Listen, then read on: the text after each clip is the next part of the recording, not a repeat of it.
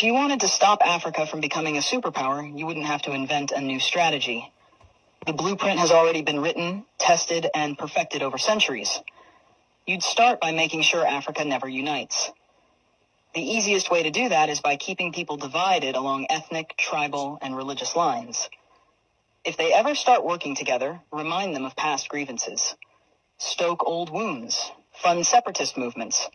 Keep border disputes unresolved. Make sure every time they take one step forward, they take 2 steps back because they're too busy fighting each other. You'd install leaders who serve foreign interests, not their people. Find the most corrupt, the most easily manipulated, the ones who crave wealth and status more than progress. Offer them power in exchange for loyalty. If a leader rises who actually cares about Africa, get rid of them. Assassinate them if necessary.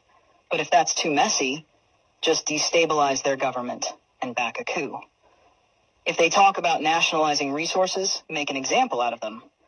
If they try to unite Africa, take them out before the idea spreads.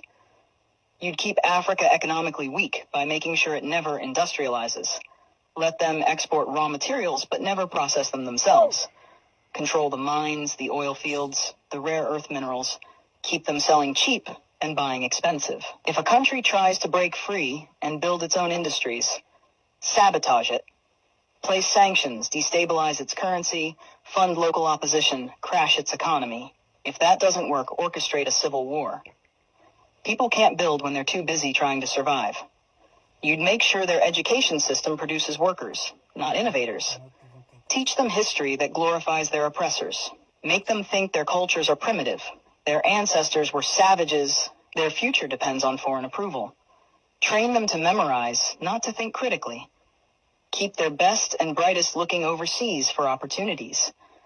Make them dream of escaping Africa rather than fixing it. Offer scholarships that take their top minds to the West and never encourage them to return. Let the continent keep training doctors and engineers only for them to go enrich other nations. You'd control their narratives. Own their media, control their stories, dictate their image to the world. Make them believe they are corrupt, hopeless, eternally in crisis. Flood their screens with poverty porn and war zones. Show them charity ads that make them believe they are helpless without foreign aid. Downplay their successes. Twist their victories into isolated incidents. If an African country develops a groundbreaking innovation, credit a foreign investor. If an African leader implements a successful policy, frame it as an anomaly rather than proof of competence. You'd make sure they remain dependent. Drown them in debt. Offer loans with impossible conditions. Force them to privatize everything so foreign corporations own their water, their electricity, their land. When they struggle, give them just enough aid to keep them alive, but never enough to make them self-sufficient. Use charities to create a culture of reliance rather than resilience. Make them think foreign intervention is necessary, that they can't solve their own problems, that they always need help from the outside. You'd suppress their military strength. Keep their armies weak, their defense industries non-existent. Sell them weapons to fight each other, but never let them develop high-tech military technology. If a country tries to build a strong defense system, accuse them of being a threat to stability. Make sure they always need foreign peacekeepers, foreign military bases, foreign advisors controlling their security. Keep them vulnerable to invasion, coups, and foreign interference. The formula is simple. Divide, corrupt, exploit, miseducate, control. Keep them fighting each other. Keep them looking outside for solutions.